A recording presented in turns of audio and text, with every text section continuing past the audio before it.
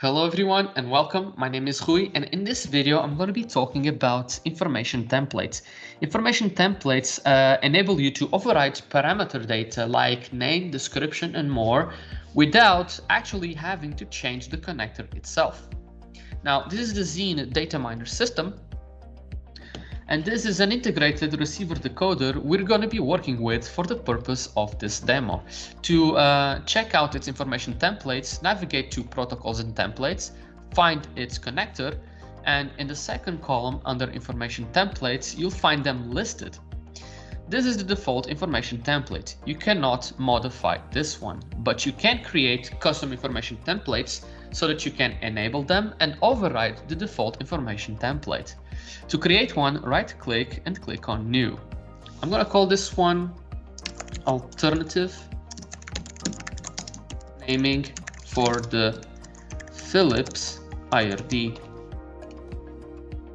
And this is the UI that you get. On the left part, you'll find a list of all these connectors parameters. They're grouped by categories. You can also filter them in the filter bar. Let's look for all the audio related ones. So we're going to be working with the audio output level. On the right side, you'll find details for the parameter selected on the left. Now, this description acts as the parameter name. The real internal name cannot be modified. So we're going to override this one and call it output gain instead of audio output level. Simply a basic example.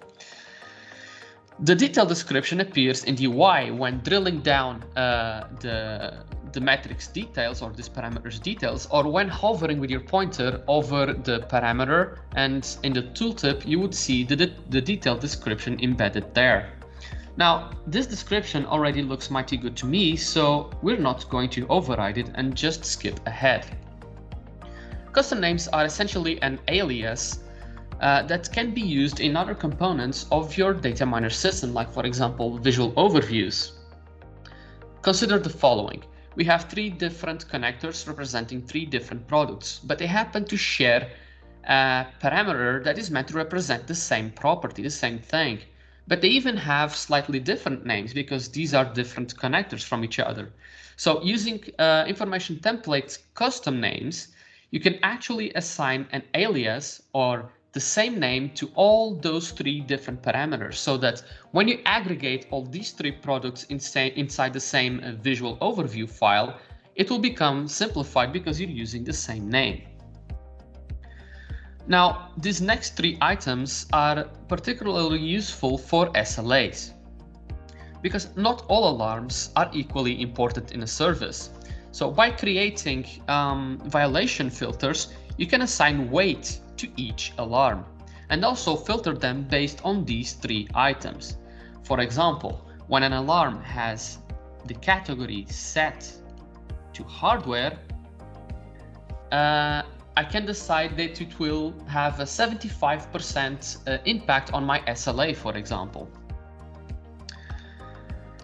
The key point is the exact location in the signal chain, while the component info is more information about the nature of the alarm itself.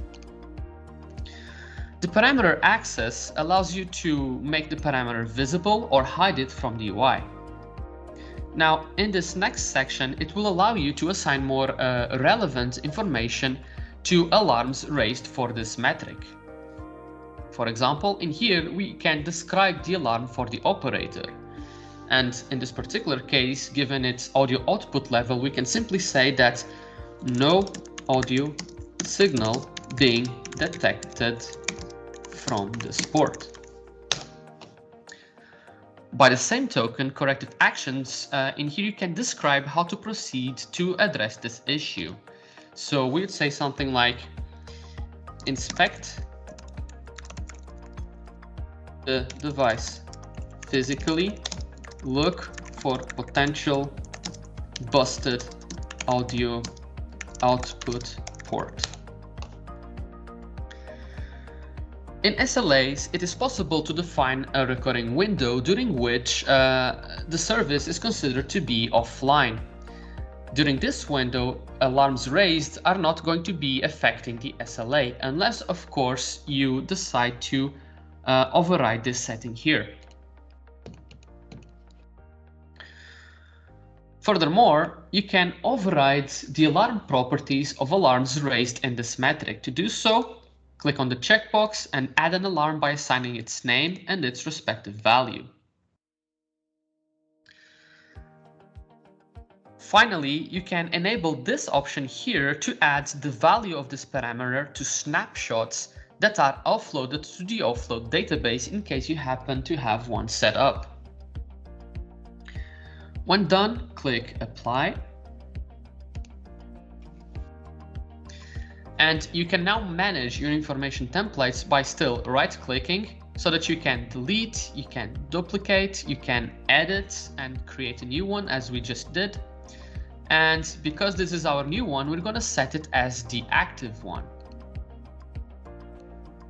Now it's important to mention that information templates are set at the connector level. So when you set one as active, it will affect all elements in your system running on top of the same connector. So let's take a look at our IRD. If we go to the data page, we can see now that the parameter name or description is set to output gain instead of audio output level. If we go to details, you can see the name again. It's a detailed description which we did not override. Furthermore, you can navigate to the templates tab, and all the way to the right you'll find a column with additional overridden parameter data extracted from the information template. As you can see, we did override the alarm description and its corrective actions. In fact, to test this, I'm going to set up an alarm by setting the dBms to 0. And opening the alarm console, you can see that the raised alarm contains the alarm description and corrective action that we've overridden from the information template itself. Moreover, you can straight out edit the information template by clicking this button here.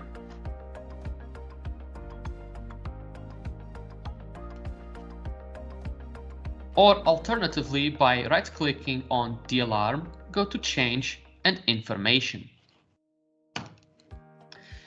Now, I hope this helps shed some light on information templates. I hope you enjoyed this video, and I will see you on the next one.